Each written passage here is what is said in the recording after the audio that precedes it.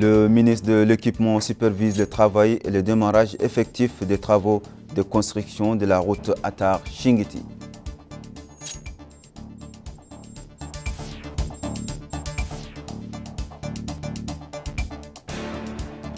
Le ministère de la Santé confirme qu'aucun cas de variole n'a été enregistré dans un communiqué publié aujourd'hui.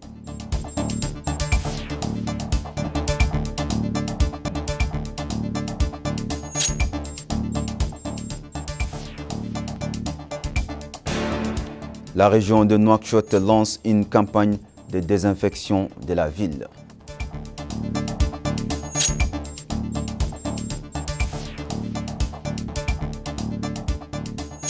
Mesdames, Messieurs, bonsoir et merci de vous joindre à nous. Le ministre de l'Équipement et des Transports, Eli Ould El Veïrik, a supervisé aujourd'hui le démarrage des travaux de construction de la route Attar-Chinguitti, longue de 80 km. Cette route, dont la première pierre est réalisée par l'entreprise Agrinec sur une période de 32 mois. Le ministère, ou plutôt le ministre, a mis en profit sa visite pour s'informer de l'état de plusieurs tronçons sur la route. Abdul Adamaba nous en dit plus.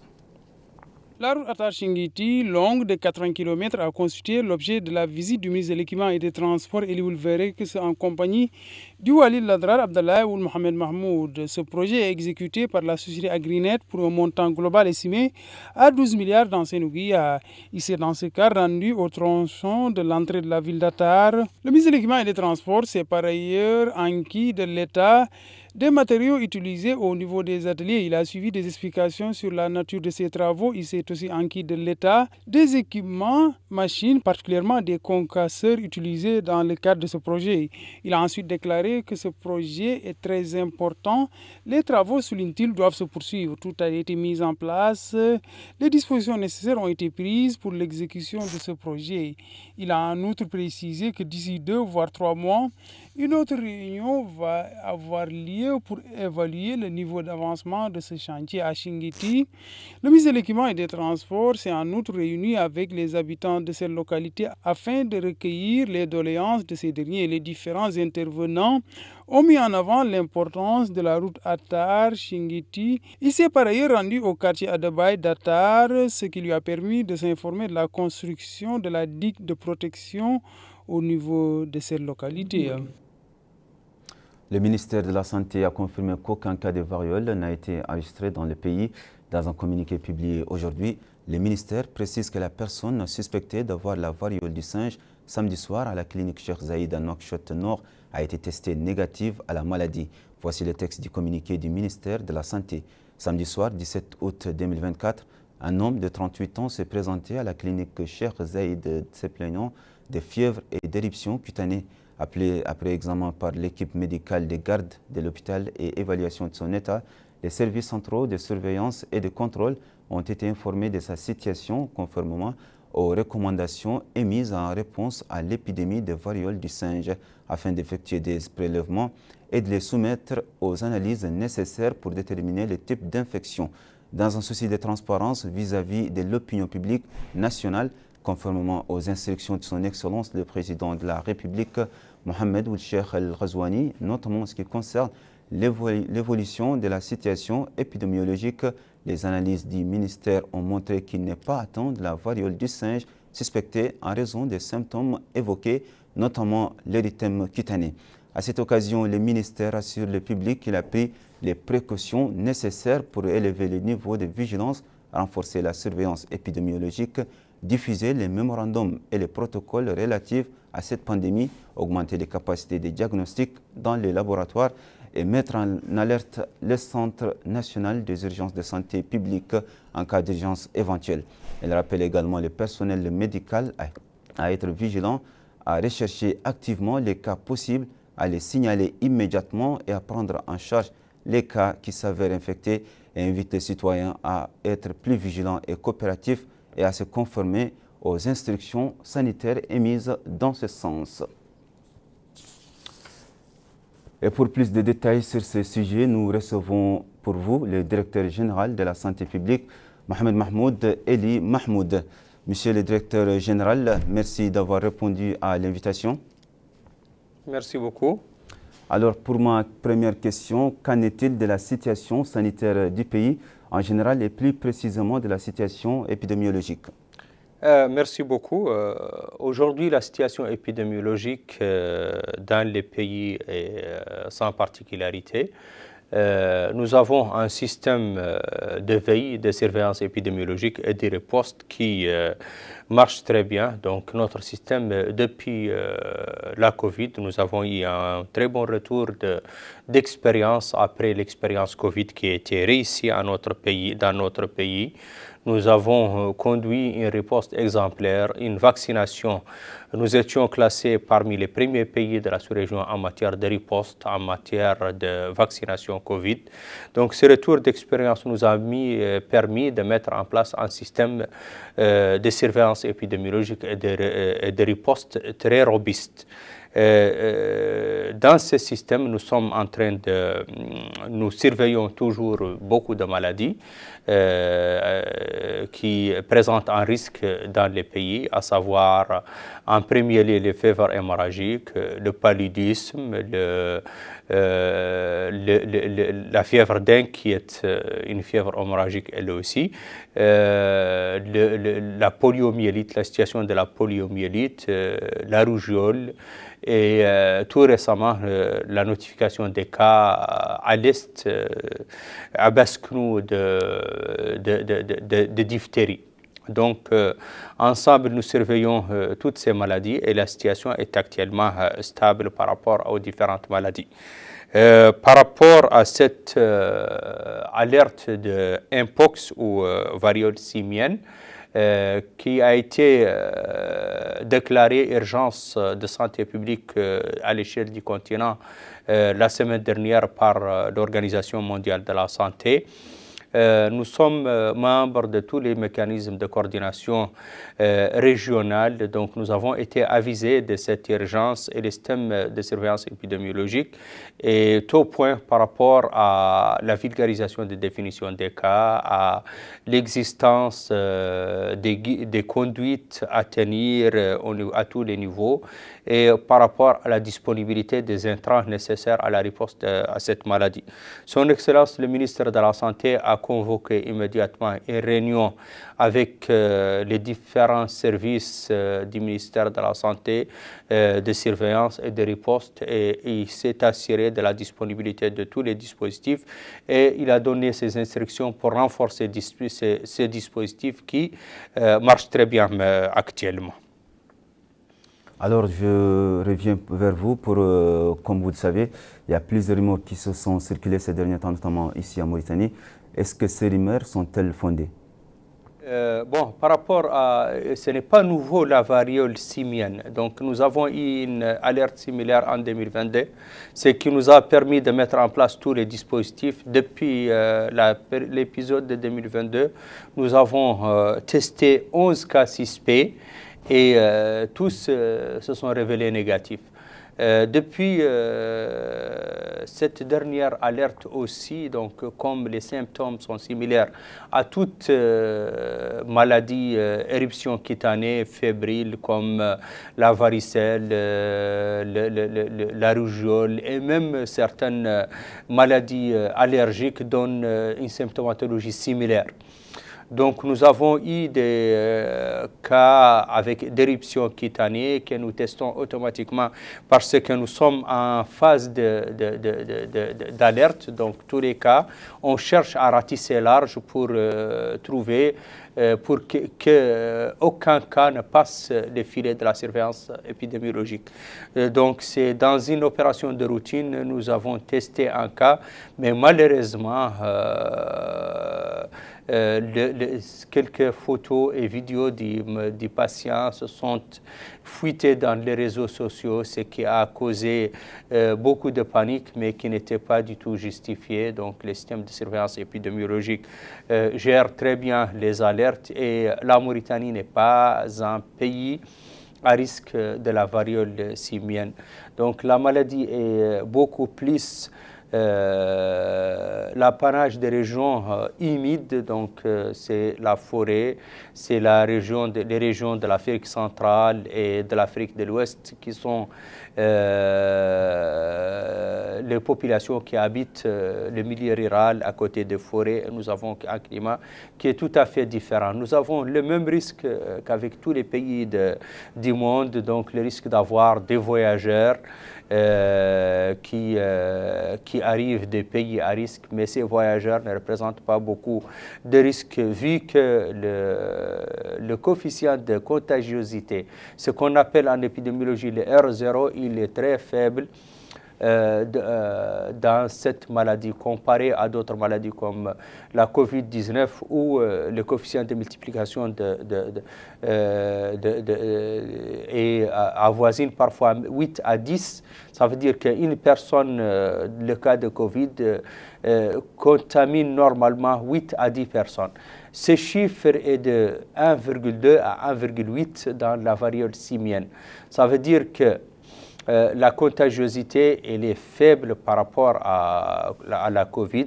La voie de transmission elle est par contact direct très étroit et par voie sexuelle, donc surtout dans des populations spéciales. Donc le risque n'est pas si important de transmission.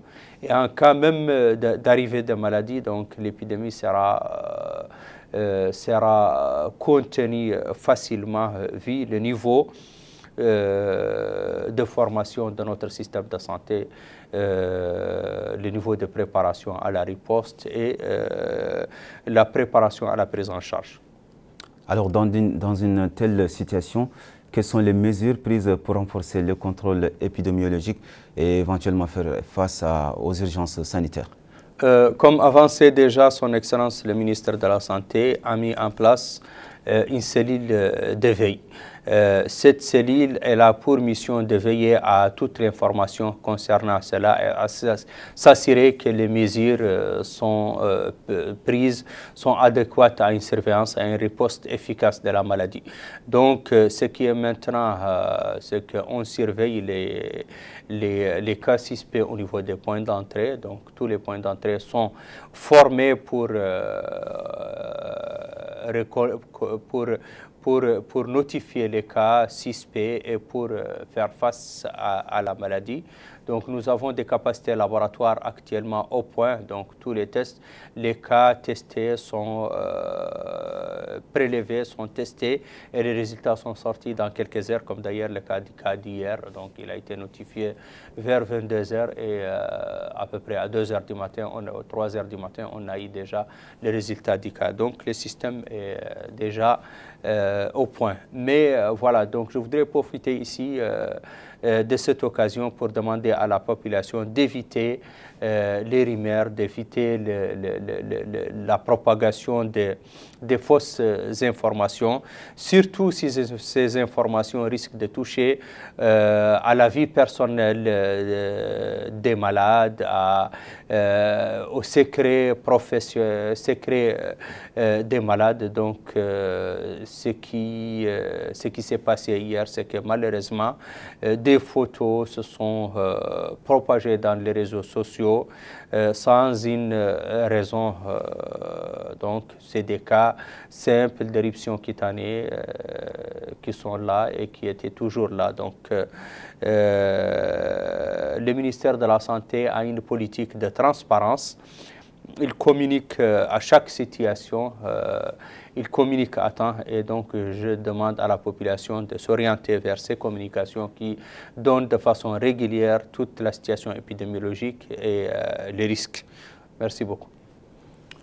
Merci beaucoup, Monsieur le Directeur général de la Santé publique. Nous vous le rappelons, Mohamed Mahmoud Eli. Merci d'avoir répondu à nos questions. Et permettez-moi de vous redonner le micro, la parole, si vous avez un dernier mot.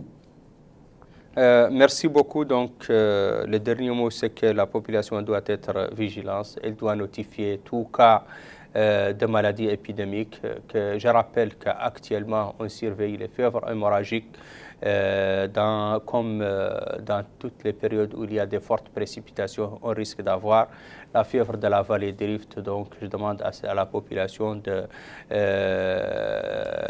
toutes les fièvres avec saignement doivent se diriger vers le point de santé les plus proches où nos agents de santé vont faire le nécessaire pour sauver la vie des malades et pour aussi nous permettre de contenir les foyers épidémiques avant la propagation de la maladie. Je rappelle aux gens que ces maladies, toutes ces maladies ont un caractère commun, c'est que c'est des maladies transmises par les vecteurs qui est les moustiques. Donc, que les gens doivent dormir sous moustiquaires imprégnés dans cette période et de garder vigilance et d'aller se consulter au moindre risque. Merci beaucoup. Merci beaucoup, monsieur le directeur général de la santé publique, Mohamed Mahmoud Eli Mahmoud, et merci d'avoir répondu à nos questions. Alors, nous allons suivre notre édition, toujours au chapitre de la santé. Le syndicat des techniciens d'anesthésie et de réanimation a tenu ce matin son deuxième congrès à Nouakchott. Lors de la conférence, un nouveau bureau exécutif a été élu. C'est un compte rendu d'El Hajj Abdullah Hiddin. Le congrès organisé par les syndicats des techniciens d'anesthésie et de réanimation en Mauritanie a pour but d'élire un nouveau bureau exécutif du syndicat suite à la fin du mandat du bureau sortant. Le congrès parrainé par le ministère de la Santé a constitué une occasion pour les participants à passer en revue l'historique, les réalisations et les efforts consentis par les syndicats ainsi que ses perspectives. Au cours du congrès, le chargé de mission au ministère de la Santé, M. Sherpay Oul Mkhetrat, a exhorté les membres du syndicat à continuer leurs efforts louables, en particulier avec l'acquisition de nouveaux équipements médicaux au niveau des structures sanitaires nationales. Le secrétaire général du syndicat des techniciens d'anesthésie et de réanimation, M. Sidi Ali Oul Mohamed Mahmoud, a rappelé les objectifs fixés par son syndicat qui veille à préserver les acquis accomplis et œuvre à contribuer à l'évolution du système sanitaire national, tout en adressant ses vifs remerciements au personnel de réanimation qui travaille avec dévouement pour sauver les vies. Les intervenants ont abordé les tâches effectuées par les techniciens d'anesthésie et de réanimation dans les différents centres hospitaliers ainsi que les obstacles qu'ils rencontrent dans l'exercice de leur profession. Le congrès, à la fin, était marqué par la distribution d'attestations d'honneur à des techniciens qui se sont distingués dans l'accomplissement de leur travail. Rappelons que le syndicat des techniciens d'anesthésie et de réanimation est chargé de défendre les avantages et acquis de ses membres afin d'améliorer leurs conditions de vie et rehausser le moral au sein de ses adhérents. Le championnat des députés de Nouakchott Sud en football a pris fin hier soir au stade de Mohamed Lemine Ould Ahmed dans la Muqata de Riyad. Le match de la finale a opposé les équipes de Nasr Delmina et l'école El Hassan Kamara, la victoire étant revenue à la première équipe qui a par conséquent remporté la coupe du championnat. Des prix ont été distribués aux lauréats pour la circonstance, supervisant le match de la finale.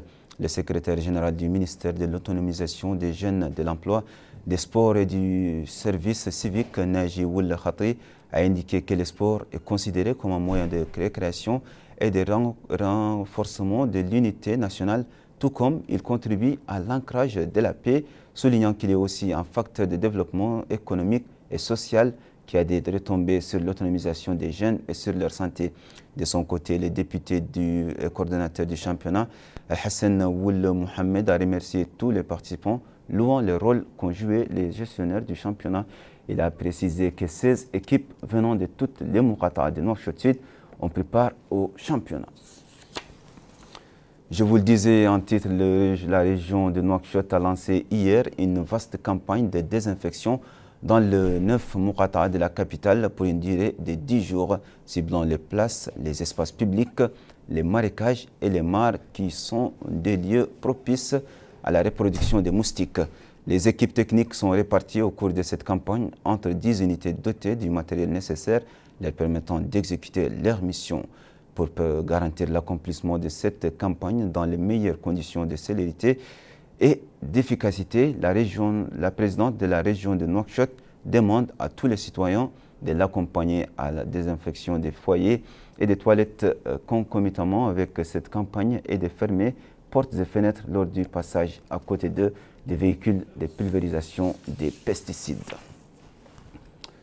Le réseau administratif de commandement du ministère de l'Intérieur, de la décentralisation et du développement local a fait état de la tombée des pluies dans les nuits de 17 au 18 août sur plusieurs localités et villes du territoire national. Quels sont les auteurs qui ont été enregistrés? Éléments de réponse dans ce bulletin.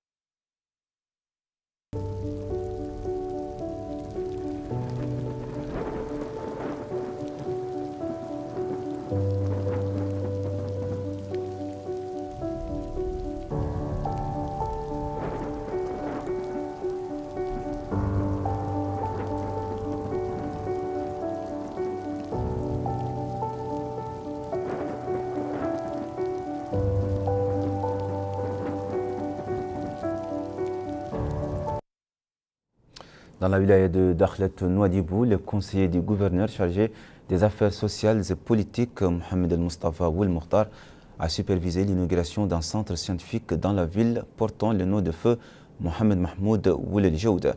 Cet établissement scientifique va accueillir les élèves en quête de savoir du Saint-Coran, de la Sunna et des sciences islamiques.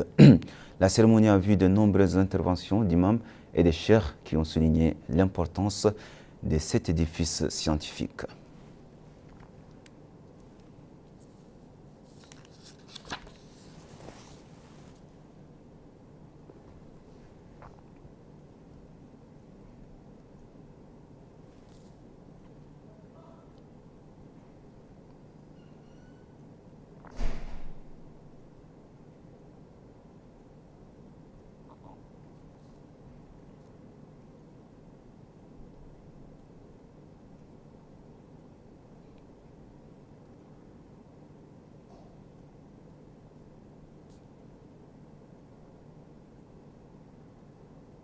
Retour à Nouakchott, où l'Organisation pour l'unité et le développement de la jeunesse a organisé hier soir un forum de dialogue intitulé « Le rôle de la jeunesse dans la lutte contre le chômage et l'autonomisation ». L'organisation vise à travers ces forums à sensibiliser les jeunes aux opportunités qui s'offrent à eux et aux mécanismes pour en bénéficier.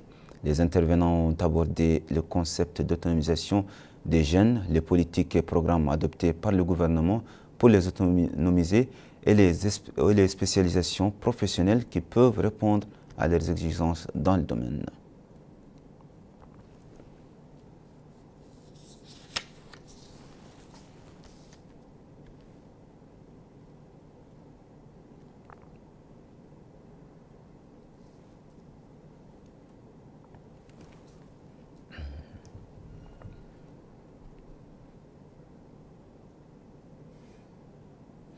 Au Tizi Zemmour, les autorités communales de la ville de Zouérat, en coopération avec la Société nationale de l'industrie et des mines, SNIM, s'emploient à réduire le problème de la soif en contribuant quotidiennement des centaines de tonnes d'eau au quartier résidentiel situé à la périphérie de la ville minière. Sujet Abdul Adamaba. Ces camions de la commune de Zouérat débutent très tôt dans la matinée leur opération de distribution d'eau aux endroits de la ville qui font face à des problèmes d'accès à l'eau potable. Après avoir fait le plein, ces conducteurs se dirigent vers les quartiers Tarhil pour remplir le réservoir d'eau avant de se rendre au quartier Dragage pour approvisionner les habitants en eau potable. Cette intervention est menée par les autorités communales en collaboration avec la Société nationale industrielle minière SNIM au profit des quartiers périphériques de la ville de Zouérat. Le chef de l'arrondissement de cette ville a affirmé que cette période est très difficile. L'accès à l'eau potable constitue un problème. Il a en outre souligné que 5 tonnes d'eau équivaut à 2500 ouïas, ainsi la tonne est commercialisée à hauteur de 500 ouïas, ce qui, souligne-t-il, est un prix très réduit. Ces bénéficiaires affirment que grâce à la mairie, qu'ils sont approvisionnés en eau potable chaque jour. 5 familles, souligne-t-il, bénéficient de ces distributions d'eau au niveau de ce quartier. L'adjoint au maire de Zouérat a pour sa part affirmé que chaque quartier a en son sein un pointeur et un chef de quartier qui s'organise par jour dans le cadre de la distribution de ces quantités d'eau. En plus de ces zones de résidence, les écoles, mahadras, centres de santé et espaces publics sont aussi desservis, conclut-il. À Rosso, l'artisanat traditionnel constitue un métier héréditaire qui se transmet de père en fils. Le métier permet à ses exerçants de gagner leur vie et de préserver le patrimoine et le savoir-faire d'antan. Dans ce portrait d'El Hajj Abdallah Din, nous allons découvrir ensemble l'expertise de l'artisan Ahmed El Walid. Dans son atelier artisanal, l'artisan Ahmed El Walid passe son jour en exerçant son activité quotidienne de routine. Il utilise ses outils et ses instruments en mettant les objets domestiques de ses clients entre le marteau et l'enclume pour les réparer et les redresser convenablement. À l'aide de son savoir-faire dont il a hérité, l'artisan Ahmed précise que son expérience remonte à son enfance, indiquant qu'il a commencé ses métiers aux environs des années 70 et qu'il répare tous les objets domestiques traditionnels tels que les haches, les pipes et les ustensiles de manière générale. Il signale aussi qu'il rencontre certaines difficultés telles que le manque des demandes, le manque des matériels appropriés ainsi que l'inexistence d'un local convenable, un local qui doit être situé sur le long d'une rue principale de la ville, dit Ahmed. Il demande aux autorités, aux acteurs concernés, de lui offrir l'appui et le soutien qu'il faut pour préserver ce métier traditionnel. Cet autre artisan apprécie ce métier qu'il considère comme une aubaine, lui offrant facilement son pain quotidien. Il indique qu'il fabrique des objets de bijouterie tels que les bagues en argent. Le métier de l'artisanat demeure une partie importante et intégrante de la culture mauritanienne traditionnelle, malgré les multiples difficultés que rencontrent les artisans. C'est déjà la fin de cette édition. À présent, les rappels des principaux titres. Le ministre de l'Équipement supervise le démarrage effectif des travaux de construction de la route Attar-Chingiti.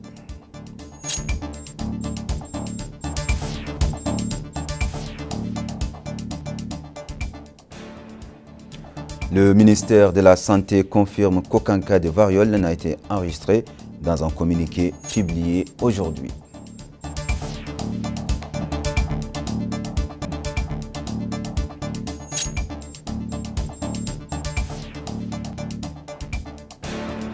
La région de Nouakchott lance une campagne de désinfection de la ville.